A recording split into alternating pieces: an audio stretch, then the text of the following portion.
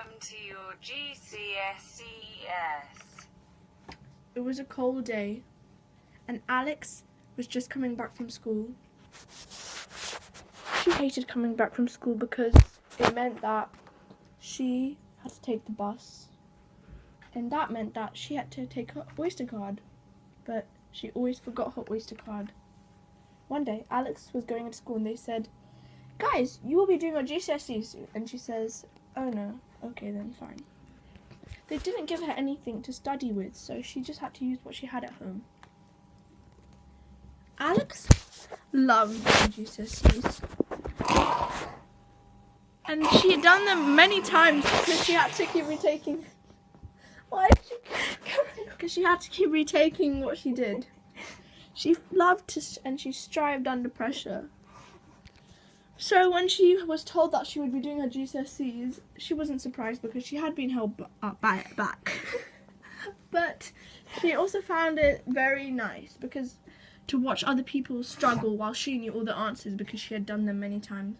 She knew for the fourth time she must have passed. I mean, who can't pass on the fourth time they do their GCSEs? Yeah.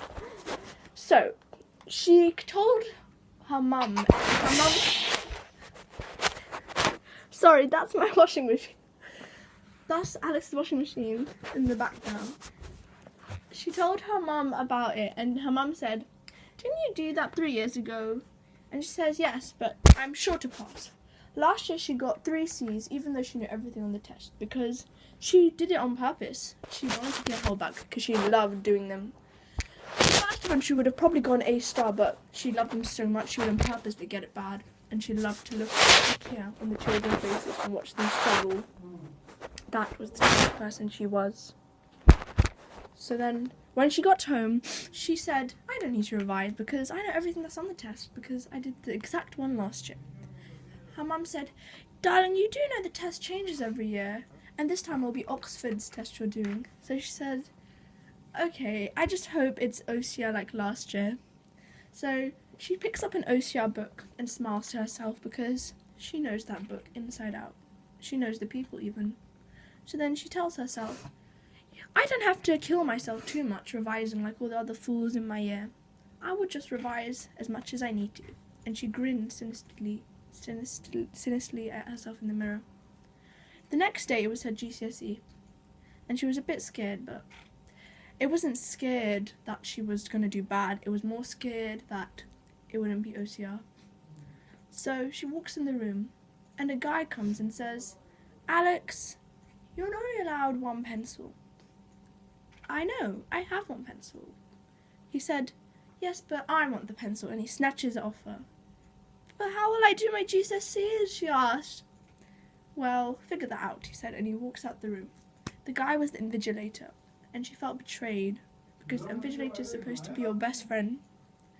So she walks into the room, and everyone has their pencil, but she doesn't have her pencil. So she feels a bit left out, but mostly, how is she going to do her test without a pencil? So what happens next is a person comes and says, "Alex, do you want my pencil?" And she said, "How are you going to do your test then?" He says, "I'm not," and he grinned. Then suddenly, 3 minutes later, the teacher screamed and said there had been a suicide because the GCSEs were so hard.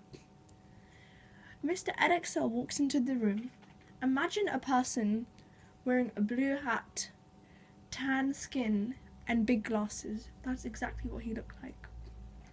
He was also wearing a t-shirt that said, "I love maths," and Edexcel written all over it. It wasn't that much shock to Alex because she knew you could get personalised tops. "Hello and welcome to my exam board. Let me just tell you, for those of you who thought you were doing OCR, well, I'm sorry to break your bubble. People's faces scrunched up. They were lied to by their teachers on purpose." But Alex was especially heartbroken. "Oh no," she says, "this is very, very bad. It's my worst nightmare." So then Mr. Edexcel says, "Please get out your stationery." But she had that pencil from the boy, so she was saved. "Now, you will get the exam paper and you will not talk. But if you have a question, you may put your hand up and I will answer it. But me only." So then the first question was a bit weird. It said, "Where do you live?" she thought to herself. And she saw everyone else look up in confusion too. She smiled. So naive. So she answered the question. I live in Wonderland. And then she went to the next question. And she realised that the questions were opinion-based. Like, they were trying to get information off her. Like, GCHQ was going to get her. So then she thought to herself and said, Mr. Edexcel, why is the test paper... And he said, did you talk? Yes, but did you say anything? Yes, but did you say but? Yes. Okay, you may continue.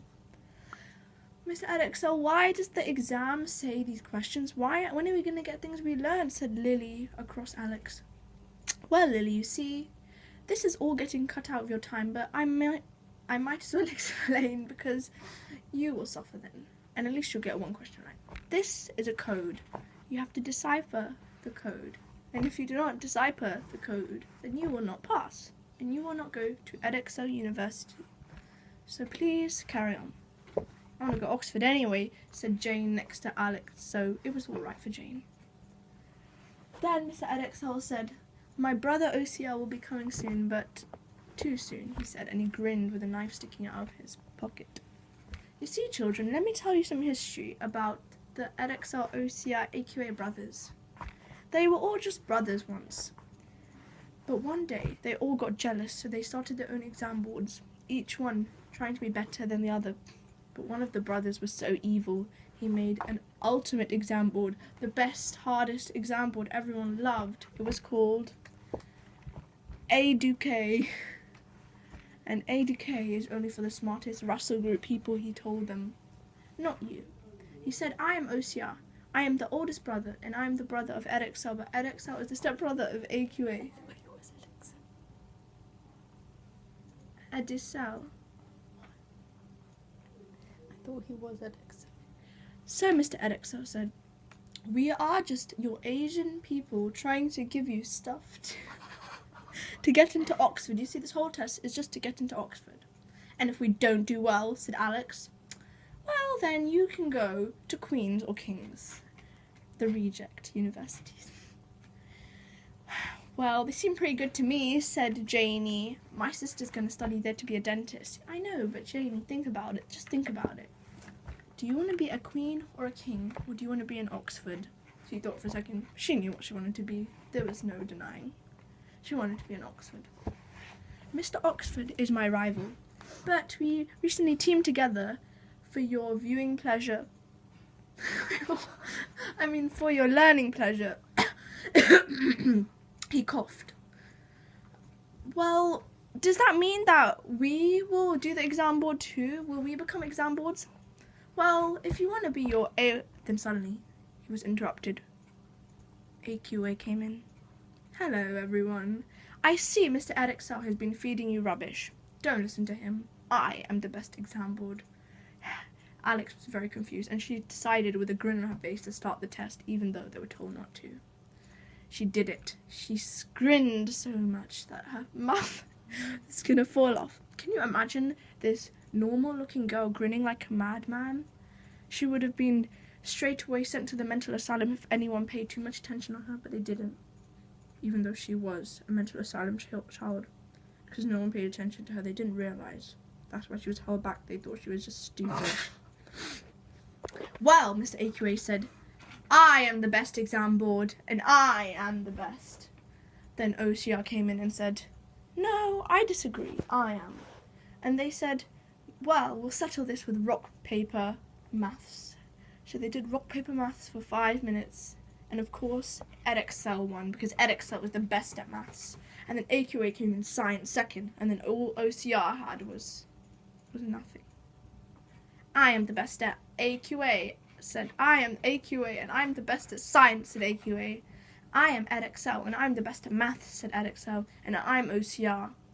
But I know how to get you into Oxford. And the students stood up rapidly and said, really? Then the dinner lady screamed from the door next door and said, help! The spaghetti! It's burning! And then Edexcel rushed out because he was not needed anymore. So there we are. Imagine you are a student looking at the Edexcel, the AQA, the people that create your tests. So think about it. People, you do tests and they're only just people making the tests, but you do them. And when you don't do them well, you feel bad, but they're just these people who want to make you feel bad. And remember, these are people too.